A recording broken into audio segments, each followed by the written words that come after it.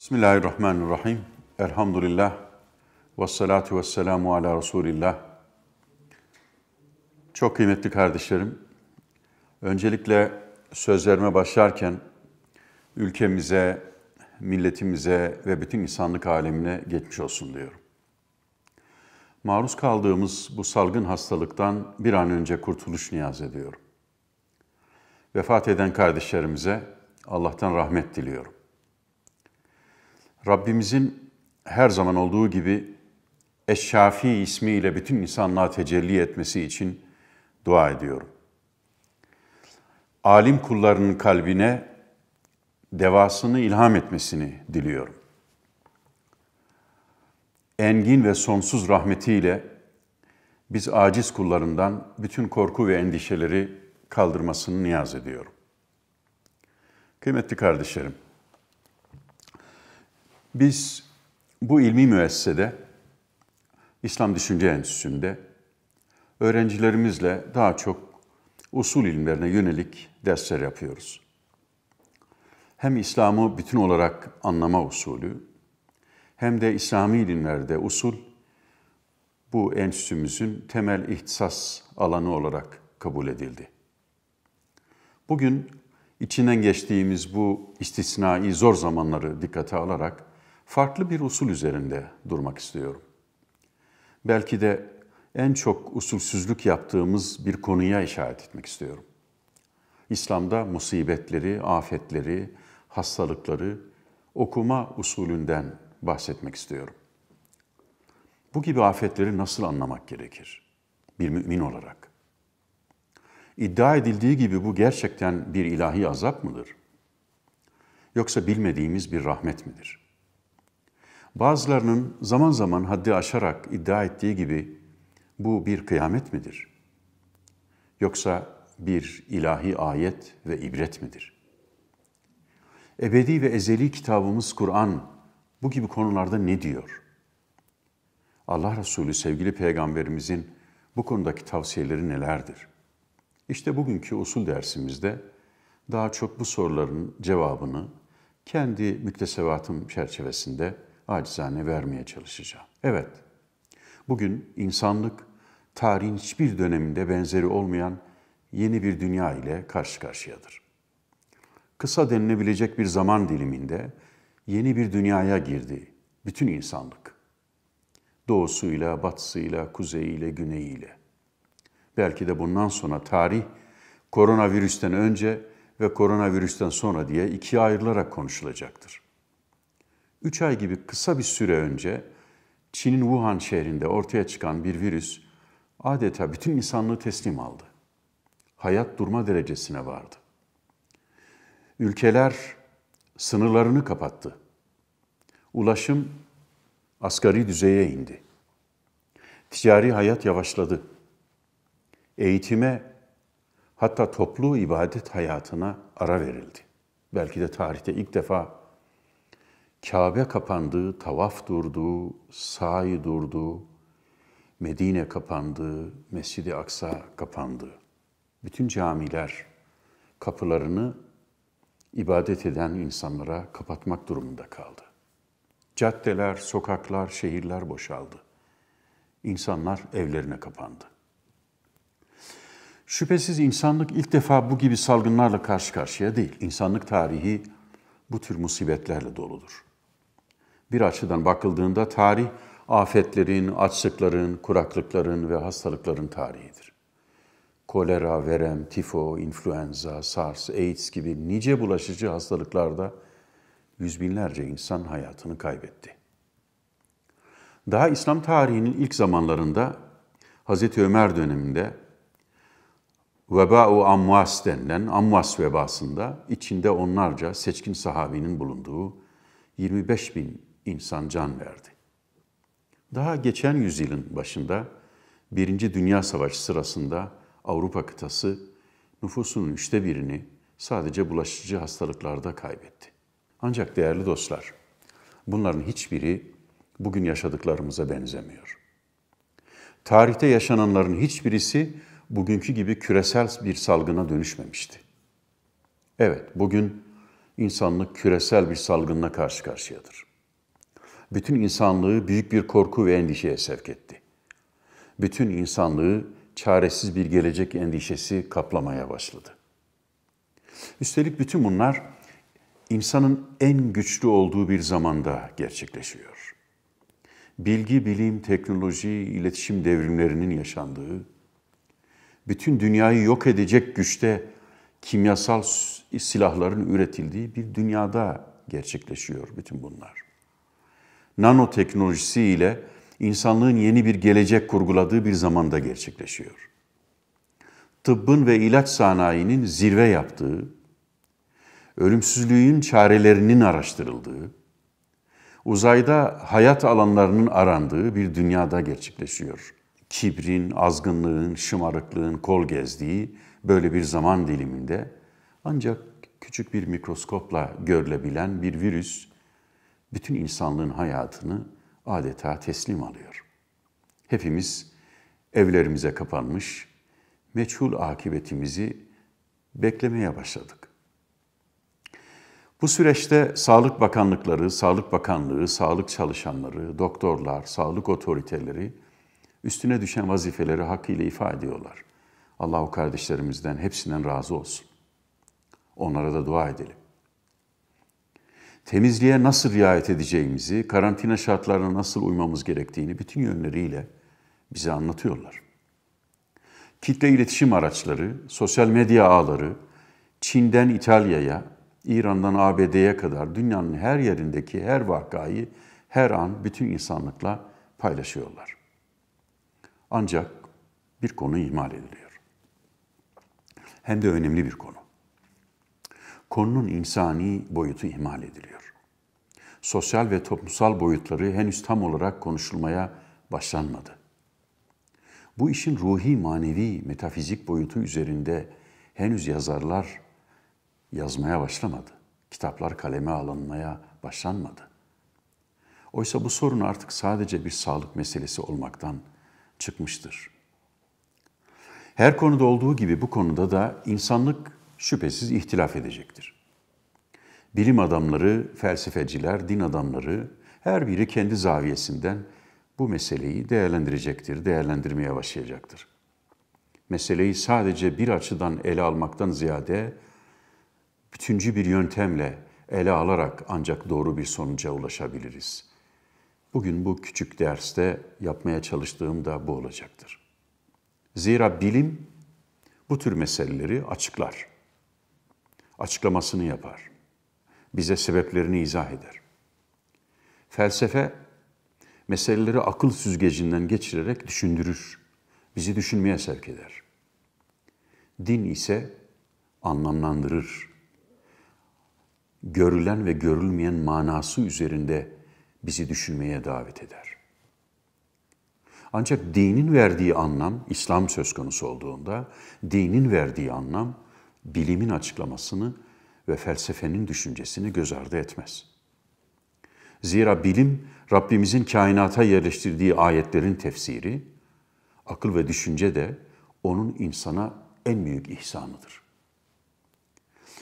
Tarihte bu tür meselelerde, bu tür musibetlerde korkuları yenmek, endişeleri bertaraf etmek, ölüm korkusunu aşmak, hatta şairimizin ifadesiyle ölümleri öldürmek ancak sadece dinin verdiği yüksek mana ile mümkün olmuştur.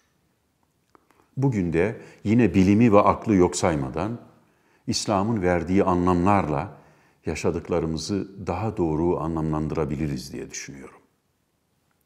Değerli kardeşlerim, önceleri ilahi vahyin yol gösterici olmadığı zamanlarda insanlık başına gelen bu tür afet ve musibetleri bazen sadece hurafe ve tılsımlarla izah etmeye yoluna gitmiştir. Bazen astrolojiyle izah etmiştir. Çoğu zaman ya tanrıların savaşlarına yahut gazaplarına bağlanmıştır. Bazen de uğursuz addedilen insanlar olmuştur ve onlara mal edilmiştir.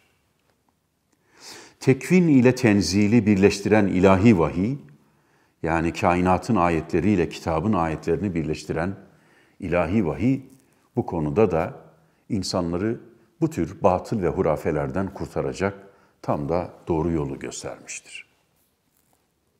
İlahi vahyi bir bütün olarak ele aldığımızda, insanı, vahyi ve kainatı birlikte ele aldığımızda, her şeyden önce bu tür musibetler birer ilahi adet değil, birer ilahi ayettir. Özellikle bu cümlenin altını çizmek istiyorum. Çünkü bugünkü dersimizde anahtar kavram musibet ve ayet. Bazen öfkeyle iddia edildiği gibi bu tür hadiseler azap değildir. İlahi azap değildir. Fatır Suresi 45. ayette bakınız Rabbimiz ne buyuruyor? وَلَوْ يُؤَاخِذُ اللّٰهُ النَّاسَ بِمَا كَسَبُوا مَا تَرَكَ عَلَى ظَهْرِهَا مِنْ دَابَّةٍ وَلَكِنْ يُؤَخِّرُهُمْ إِلَى اَجَلٍ مُسَمَّى. Şayet Allah insanları yapıp ettikleri yüzünden hemen cezalandıracak olsaydı, yerin üstünde tek bir canlı bırakmazdı. Fussilet 46. ayette Rabbimiz açıkça şöyle buyurur. وَمَا رَبُّكَ بِظَلَّامٍ لِلْعَبِيدِ. Allah kullarına zulmedecek değildir. Birilerinin zaman zaman haddi aşarak iddia ettiği gibi bu bir kıyamet de değildir. Çünkü kıyametin bilgisi hiçbir zaman hiçbir peygambere dahi verilmemiştir. Geldiler sevgili peygamberimize sordular. Mete saatu ya Resulallah? Kıyamet ne zaman ya Resulallah? Allah Resulü ve ma adette leha dedi. Sen ona ne hazırladın dedi. Tekrar sordu. Ve mete saatu ya Resulallah ve ma adette leha? Ne hazırladın dedi. Üçüncü kez tekrar sordu. Aynı cevabı verdi. Ma adette leha. Sen ona ne hazırladın? Yarın kıyametin kopacağını bilseniz elinizdeki fidanı dikmektir insanın vazifesi. Kıyametin hadis kitaplarımızda alametlerinin varlığı bilgisinin birilerine verildiği manasına gelmez. Evet değerli kardeşlerim, Kur'an'a göre başımıza gelen bu musibet tam da bir ayettir. Ayetin sözlük manası işarettir. Her mümin bu işaretten farklı bir ibret çıkaracaktır. İşaretler ibareler üzerinden değil, ibretler üzerinden okunur. Allah'ın فَاَعْتَبِرُوا ya ulil efsar, ibret alın ey akıl sahipleri emri tam da bu konulara yöneliktir. Nitekim Yüce Kur'an, tarihte yaşanan en büyük musibet olan Nuh'un tufanını dahi bir musibet olarak değil, bir ayet olarak adlandırmıştır. وَجَعَلْنَاهُمْ لِلنَّاسِ آيَةً. Ve böylece biz onu ibret için bir ayet yaptık. Bu musibet bir ilahi ayet olarak okunduğunda, bugün içinden geçtiğimiz ve koronavirüs olarak adlandırdığımız bu salgını bir ilahi ayet olarak okuduğumuzda, bazıları bunun sebebini insanlığın dünyayı hoyratça kullanmasına bağlayacaktır, haklı olarak.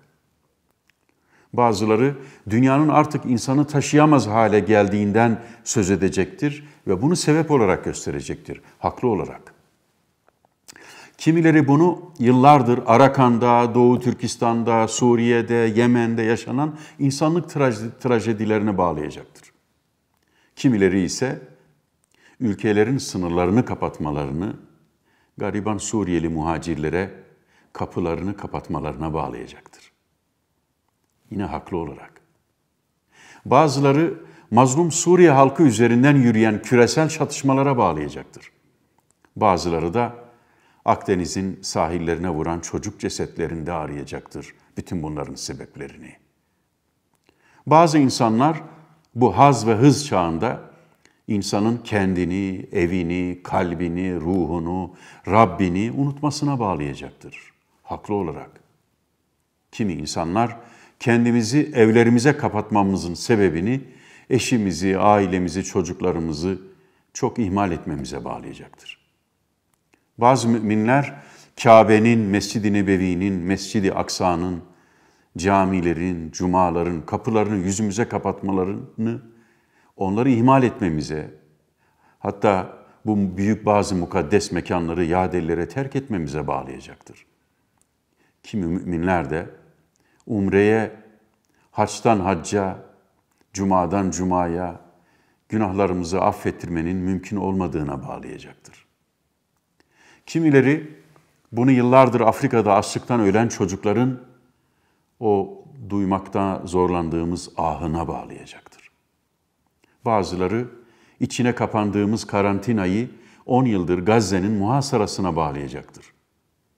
Kimileri de Allah'ın rızık olarak verdiği helal ve temiz gıdaları terk etmekte arayacaktır. Ve değerli kardeşlerim, eğer biz doğru okursak ve bütün bu başımıza gelenleri ayet olarak değerlendirirsek, bütün bu anlamlar doğru olacaktır. Ve bu zengin anlamlar haritası, insanlığı kendisi üzerinde yeniden düşündürecek ve yaşadığımız bu musibeti rahmete dönüştürecektir.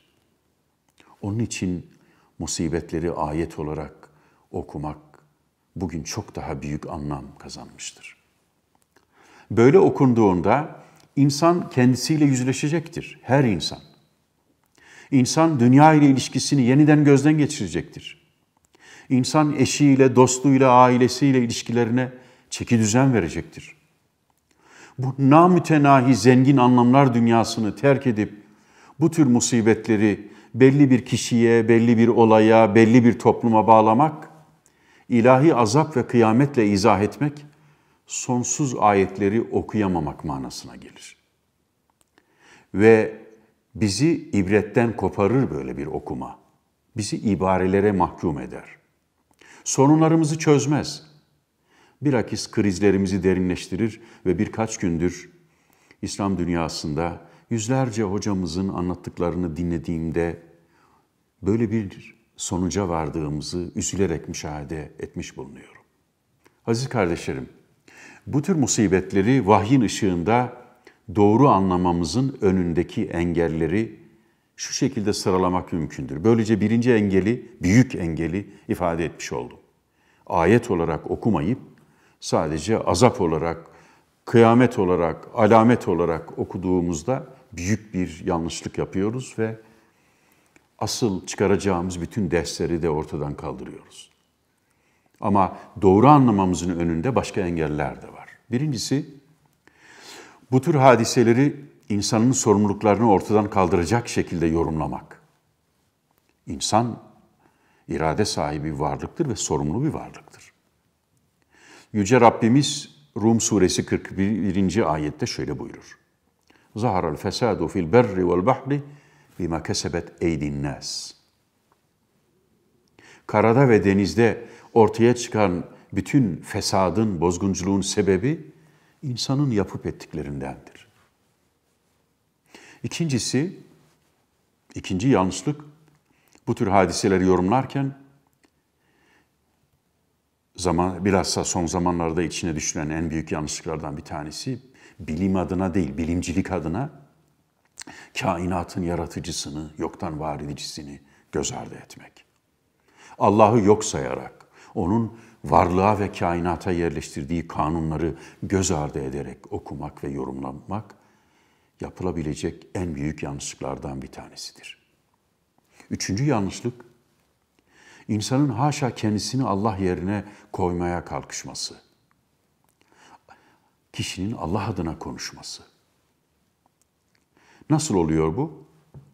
Bu Allah'ın şu olaylardan dolayı şu topluma verdiği bir cezadır demek gerçekten bir kulun haddini aştığı en önemli konulardan bir tanesidir.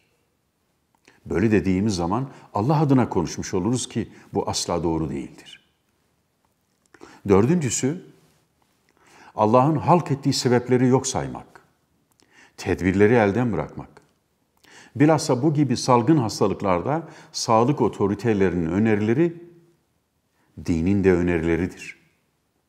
İslamiyet bir insan canını korumayı, can emniyetini sağlamayı en büyük esas kabul etmiştir. Bildiğiniz gibi Resul-i Ekrem Aleyhisselam 14 asır önce kendi dönemi için salgın hastalıklara karşı karantina ilkelerini en iyi şekilde belirlemiştir. Ben bir hadis talebesi olarak Bu vesileyle tekrar hadis kitaplarını karıştırdığımda gerçekten bu kadar bu konuya Allah Resulü'nün önem verdiğinin yeni farkına vardığımı ifade etmek isterim. La turidenne el mumrida alel musih. Hasta bir insanı sağlıklı bir insanın yanına sokmayın, götürmeyin dediğini biz hadis kitaplarımızdan görüyoruz. Buhari ve Müslim'de rivayet edilen bir hadiste. Bir yerde salgın bir hastalık varsa oraya girmeyin. Olduğunuz yerde salgın bir hastalık ortaya çıkarsa oradan çıkmayın emri yine Peygamberimiz sallallahu aleyhi ve selleme aittir. Buhari ve Müslim'in rivayet ettiği bir hadiste. Hazreti Ömer veba salgınından dolayı Şam'a giremeyip geri dönünce valisi Ebu Ubeyde bin Cerrah ki o da vebadan vefat eden büyük sahabilerdendir. Şam'ın fatihidir. Der ki, "Efiraran min kaderillahi ya Ömer?" Allah'ın kaderinden mi kaçıyorsun ey Ömer? Deyince Hazreti Ömer şu cevabı vermiştir. Naam, firaran min kaderillah ila kaderillah. Allah'ın kaderinden başka bir kaderine kaçıyorum demiştir. Bu salgın hastalığa karşı alacağımız tedbirleri de ifade ederek sözlerimi bitirmek istiyorum. Bunları üçe ayırmak mümkündür değerli kardeşlerim. Öncelikle az önce ifade ettiğimiz gibi bulaşmasını önlemek için günün gerektirdiği her türlü yola başvurmak İslam'ın emridir. Evlerimizde kalışımızı bir nimete dönüştürebiliriz. Mesela bir aile muhabbetini yeniden keşfetmemize vesile kılabiliriz. Camilerimizden uzak kalmamızı evlerimizin mabetlere dönüşmesine vesile kılabiliriz. İttehizu buyutekum ma'abid. Allah Resulü'nün emridir. Evlerinizi mabet edinin. İkinci tedbir ilim adamlarına düşüyor. İlim adamlarının bu hastalığı şifasını bulması, keşfetmesi. İnsanlık bugün bunu bekliyor. Ve böyle bir hastalığa çare olmak, bir kulun nail olabileceği en büyük derecedir aslında. Hayrun nas, enfa'uhum linnas. İnsanların en hayırlısı, bütün insanlığa en çok faydası olandır buyuruyor Allah Resulü. İnsanlık bugün birbirini yok edecek silah üretme yarışını bırakıp, birbirini tedavi edecek, derdine çare üretecek vesileleri bulma yarışına girmelidir. O zaman ne güzel bir dünya olur. Ve son büyük çare dua, dua, dua. Yüce Rabbimiz En'am suresi 42. ve 43. ayetlerde şöyle buyurur. وَلَقَدْ أَرْسَلْنَا إِلَى أُمَمٍ مِّنْ قَبْلِكَ فَأَخَذْنَاهُمْ بِالْبَأْسَاءِ وَالضَّرَّاءِ لَعَلَّهُمْ يَتَضَرَّعُونَ فَلَوْلَا إِذْ جَاءَهُمْ بَأْسُنَا تَضَرَّعُوا وَلَكِنْ قَسَتْ قُلُوبُهُمْ وَزَيَّنَ لَهُمُ الشَّيْطَانُ مَا كَانُوا يَعْمَلُونَ Andolsun ki senden önceki ümmetlere de elçiler gönderdik. Ardından belki yalvarıp yakarırlar diye onları darlık ve hastalıklara uğrattık. Hiç olmazsa verdiğimiz bu musibetler başlarına geldiğinde yalvarsalardı ya. Fakat kalpleri iyice katılaşmıştı. Şeytan da onlara yaptıklarını şirin gösterdi. Aziz dostlar, elbette el açıp en büyük ilticagahımıza yönelmek, ona dua edip yalvarmak elbette önemlidir. Her gün aile efradıyla birlikte Rabbimize el açıp yalvardığımız bir vaktimiz mutlaka olmalıdır. Ancak en kabule şayan dua nasıl bir duadır biliyor musunuz? Fiili duadır. Bugünden itibaren dualarımızı büyük bir iyilik hareketine dönüştürebiliriz. Nasıl dönüştürebiliriz? Mesela bu zor zamanlardan geçerken bir ev ve dükkan sahibinin kirasını ödeyemeyen kardeşine ikramı en büyük duasıdır ve en büyük duadır. Bir işverenin bu zor zamanlarda işe gelemeyen işçisinin ücretini vermeye devam etmesi en büyük duadır. Bir kimsenin alışverişini yapamayan zor durumdaki komşusuna yardımcı olması en büyük duadır.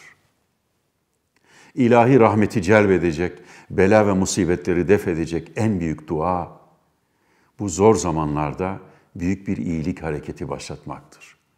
Bütün birey ve toplum olarak sivil toplum örgütleri hep birlikte bir iyilik hareketi başlatmamız, zorda olan her kardeşimizin kalbine dokunmamız en büyük duadır. En büyük dua, herkesin birbirine iyilik yapmasıdır. Bugün musafaha etmekten uzaklaştık. Çok sevdiğimiz kardeşimize elimizi bile uzatamıyoruz. Ama bunu yüreklerin dokunuşuna dönüştürebiliriz pekala. Ve yüreklere dokunmak bugün en büyük duadır. Allah dualarınızı kabul etsin. Allah dualarımızı kabul etsin. Sözlerimi bu tür hastalıklarla imtihan edilmekle şöhret bulmuş büyük peygamber Hazreti Eyyub'un duasıyla bitirmek istiyorum.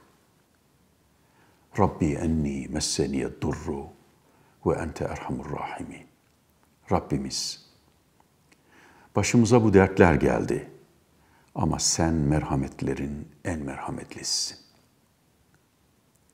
Cenab-ı Hak bir an önce insanlığı bu musibetten muhafaza eylesin. Eş-Şafi ismiyle tecelli etsin. Bizleri de her türlü musibeti ayet olarak görüp ibret almaya sevk etsin. İbret almayı bizlere nasip eylesin. Hepinizi saygıyla selamlıyorum. Allah'ın selamı, rahmeti, bereketi üzerinize olsun.